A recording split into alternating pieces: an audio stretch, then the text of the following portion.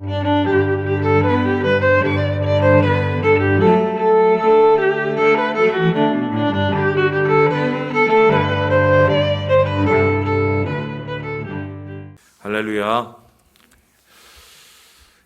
우리는 지금 이 코로나로 인해서 한 2년을 좀 어려움을 겪고 있는 이때에 아프리카는 이 코로나보다 더 무서운 일들이 지금 벌어지고 있습니다. 작년부터 이 주요 이 아프리카 10개국에 기상이변과 함께 나타나는 현상이 있는데요. 바로 이 모습입니다. 이게 뭔가 싶은데 엄청나게 크죠? 메뚜기입니다. 메뚜기인데 그 메뚜기 크기가 큰 거는 진짜 손바닥만 하더라고요. 보니까 제가. 근데 이 작년부터 이 메뚜기가 그 소위 말해서 이 뭐 풀부터 곡식 모든 걸 다 쓸고 가고 있대요. 근데 이 단위가 제가 깜짝 놀란 게 뭐 억 단위 정도인 줄 알았더니 4천억 마리래요. 4천억 마리. 이게 이제 물론 전체 종합적인 숫자겠죠. 다 해놓은. 그런데 이 4천억 마리가 한 나라를 이제 쓸고 가면 소위 말해서 그 나라의 작물 피해가 이제 어마어마하답니다. 근데 여기서 이제 끝나는 게 아니라 얘네들이 하루에 그 바람을 타고 얼마를 날아다니냐면 100km를 날아다녀요. 그래서 지금 작년 중반이었나요? 얘네들이 지금 어디까지 이르렀냐면 중국 서부에까지 이르렀답니다. 그래서 중국 서부에서 이 메뚜기 떼를 막으려고 온갖 방법을 다 쓰고 있대요. 불을 지르기도 하고 뭐 심지어는 닭을 풀어놨다고 그러는데요. 메뚜기 천적이 닭이라면서요? 맞나요? 그래서 닭을 풀어서 메뚜기를 잡겠다고 지금 하고 있는데 중요한 거는 그것도 이제 한두 마리지 진짜 대놓고 막 한 몇천억 마리씩 이제 날라오면 이 중국의 곡창지대나 이런 곳에 입을 타격이 이제 어마어마하겠죠. 근데 여기만 날라오겠어요? 만일에 이게 해결이 안 되면 한국도 날라올 수 있는 거예요. 100km를 날아다니니까 하루에. 그래서 이제 심각한 이 위기에서 이제 세계 무슨 기구 이런 데서 이제 이걸 되게 주시하고 있다고 기사를 봤어요. 근데 왜 이런 이 말도 안 되는 메뚜기 떼의 습격이 지금 일어나고 있을까? 학자들은 이게 우리 때문이다. 결론적으로 지구 온난화와 관련돼서 이 기온이 올라가고 상승하니까 이 메뚜기가 좋아하는 그 환경이 고온 다습이래요. 그러니까 고온 다습에 습기는 높고 고온하니까 메뚜기가 이제 성장이 쉽고 그러면서 성장한 만큼 다 이제 황폐화시키고 다니고 있는 거죠.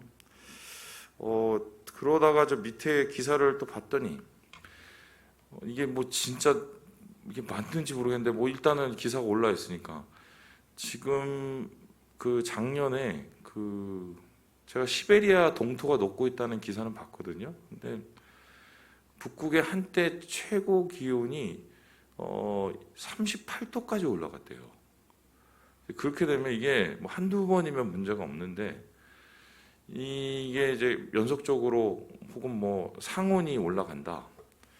그러면은 빙하가 많이 녹아내리는 것이고 빙하가 녹아내리면은 또 그만큼 우리가 또 불이익을 당하는 것인데 그래서 어제 그 해외 토픽을 보니까 이미 그 뉴욕의 맨하탄인가요? 거기선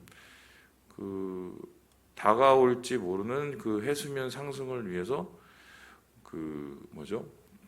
제방을 만들려고 지금 계획을 하고 준비를 하고 있다고 그러고 그 기사를 제가 봤어요. 이 메뚜기로부터 지금 제방까지 갔는데 지금 우리가 겪고 있는 지금 환경이 이렇게 불안하기로 따지면은 눈앞을 알 수 없는 만큼의 이제 상황을 우리가 겪고 있다고 볼 수가 있겠습니다. 제가 왜 오늘 이 이야기를 하냐면 이 요엘서의 전체의 모티브, 요엘서의 전체적인 이야기의 가장 큰 흐름이 뭐냐면 메뚜기 떼하고 연결이 되고 있기 때문입니다.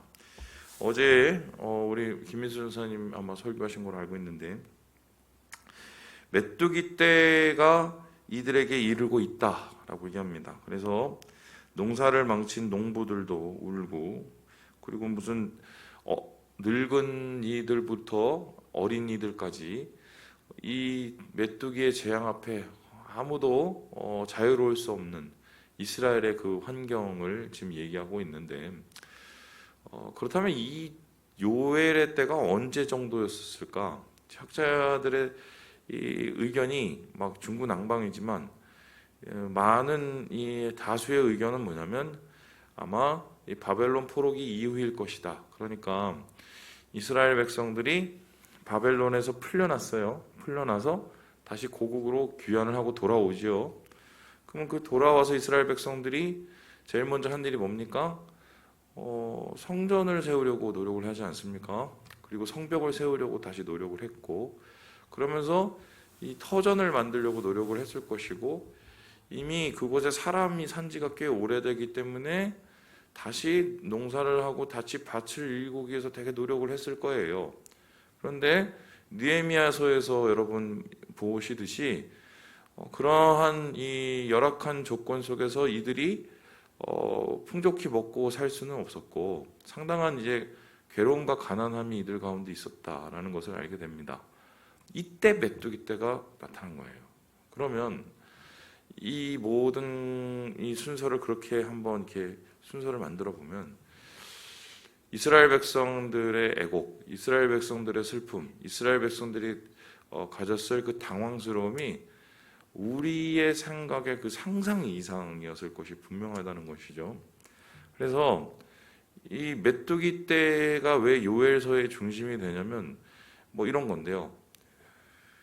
우리 인생에서 우리가 감당할 수 없는, 우리가 예상할 수 없는 그 이상의 재난과 그 이상의 환난, 이것을 우리가 어떻게 해석을 하고 어떻게 우리가 대비를 하고 어떻게 극복을 해야 되느냐, 이 이야기가 요엘서 전체적으로 나타나고 있는 이야기입니다. 그래서 어제는 이 메뚜기 떼가 나타났을 때의 이 백성들의 반응을 우리가 어제 살펴봤습니다.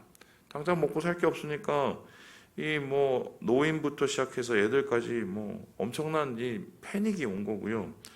뿐만 아니라 그 가장 충격적이었던 것은 이 9절에 보면은 소재와 전제의 가 끊어졌다. 그러니까 하나님 앞에 드리는 이 곡식으로 제사드리고 그리고 혹은 포도주를 이렇게 하나님 앞에 이렇게 붓는 그 제사 드릴 것도 없어졌다. 한마디로 하나님 앞에 드릴 것이 없으면 이 사람들이 먹을 것은 더 없겠죠? 비참한 현실, 우리로 따지면 보릿고개 계속 진행되고 있는 뭐 그런 현실이면서 이 사람들이 소위 말해서 이 소망도 다 끊어지고 그리고 절망의 상태, 좌절의 상태로 이제 넘어가고 있다는 것을 어제 말씀 속에서 살펴보았습니다. 그런데 오늘 우리가 읽은 이제 13절부터 20절까지는 그러한 환경을 겪고 있는, 재난을 겪고 있는 이스라엘 백성에 대한 이제 권면이 나오는데요. 이 권면을 한마디로 표현하면 뭐냐면 이 메뚜기 떼를 어떻게 해석을 해야 되느냐라는 거예요.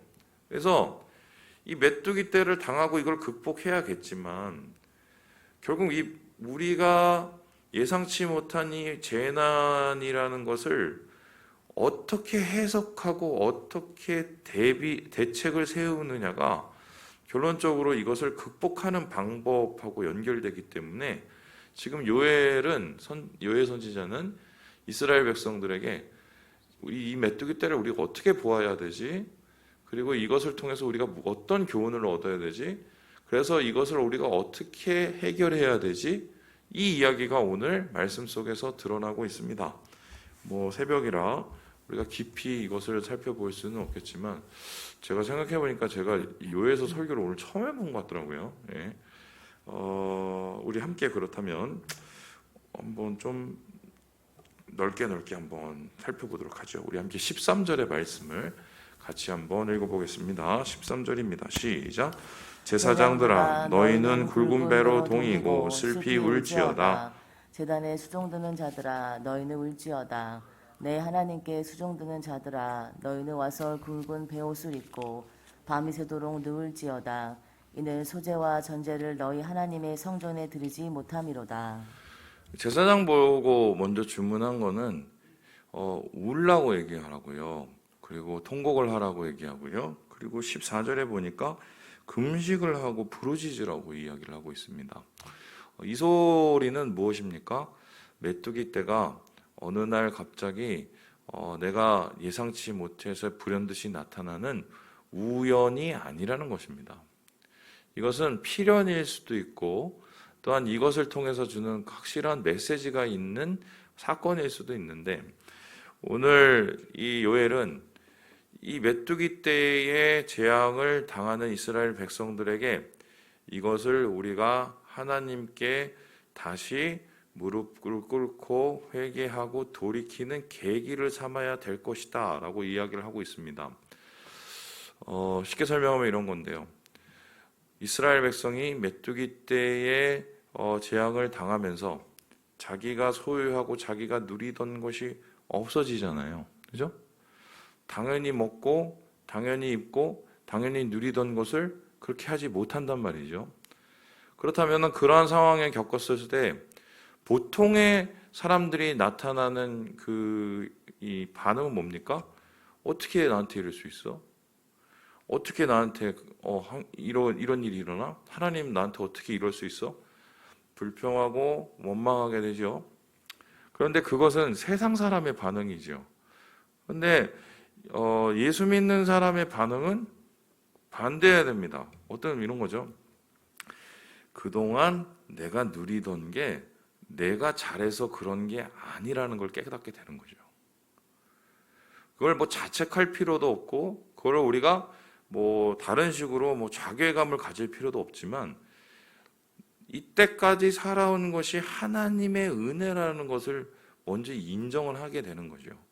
그리고 이러한 내가 예상치 못한 재난 속에서 결론적으로 내가 하나님의 은혜를 은혜답지 못하게 생각을 하고, 그리고 내 자신이 하나님 앞에서 온전히 예배와 하나님을 향한 신뢰를 누리지 못한 것을 돌아보고 자성하고 성찰하는 계기를 갖게 되는 겁니다. 그래서 이러한 제사장들로부터 내려오는 회개, 제사장들로부터 내려오는 반성, 성찰, 그리고 하나님을 향한 간구, 이것이 이 메뚜기 떼의 재앙을 통해서 다시 일어난다면 오히려 전화위복이 되어서 주님께서 이러한 재난을 통해서 우리에게 다른 은혜와 다른 감사의 복을 주실 수 있는 이유가 되는 거죠.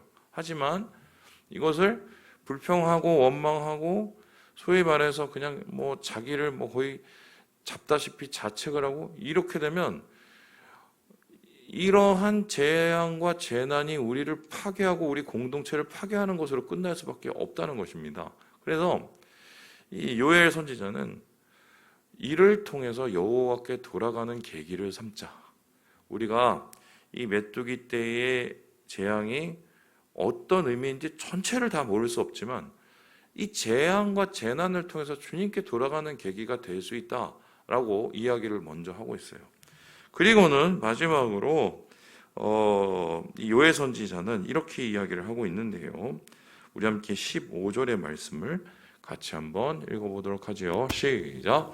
슬프다 그날이여, 여호와의 날이 가까웠나니 곧 멸망같이 젖는 자에게로부터 이르리로다. 그러니까 메뚜기 떼 재앙을 통해서 하나님께 돌아가는 우리 성찰의 기회를 삼자는 것과 동시에 지금 요엘 선지자가 두 번째로 뭐라 하면 지금 이 시간을 통해서 미래를 보자라고 얘기했어요. 그 미래는 뭐냐면 지금은 메뚜기 떼가 눈앞에 보이는 이 곤충이지만 나중에 정말 우리에게 오는 그 여호와의 날, 마지막 심판 때의 그 모습은 보이는 메뚜기가 아니라 세상의 전체에 임할 메뚜기보다 더 강력한 심판의 칼, 그게 군대일 수도 있고 아니면 그게 엄청난 더 큰 재앙일 수도 있고, 그것이 이제 닥쳐오게 된다는 거죠. 그래서 지금 우리가 당하는 이 재난을 통해서 미래를 우리가 그 주의 날, 심판의 날을 미리 바라보고 그날을 준비할 수 있어야겠다. 그러면 그날을 준비한다는 것은 어떤 뜻입니까? 여호와의 날, 지금으로 말하면 예수 재림의 날이라는 것은 세상의 멸망의 날이지만 반면으로는 뭐예요? 예수 믿는 자들에겐 구원의 날이에요. 그러니까 우리가 이 눈앞에 있는 재난의 모습을 보면서 마지막 때의 심판을 그때를 우리가 다시 상기시키면서 예수 믿는 자의 구원의 날, 회복의 날을 준비할 수 있는 계기를 삼자.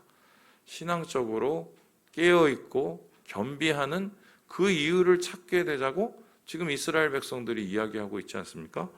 그래서요, 오늘 말씀을 통해서 결과적으로 이스라엘 백성들에게 요해 선지자는 뭐냐면 재난을 재난으로 여기지 말고 이것 속에서 하나님의 의미를 찾고 우리를 변화시키는 계기를 삼을 때 하나님께서 우리에게 은혜와 영광을 주신다는 그 말씀을 주고 있습니다. 말씀을 마칩니다. 뭘 더 얘기하겠습니까? 그죠? 지금 우리가 메뚜기 때를 겪고 있죠. 딱 지금 얘기예요. 우리를 돌아보고 주님께 돌아가고 우리 마지막 때를 다시 한번 떠올리면서 하나님 안에서의 은혜를 누리시는 오늘 하루 되시길 주님의 이름으로 축원합니다.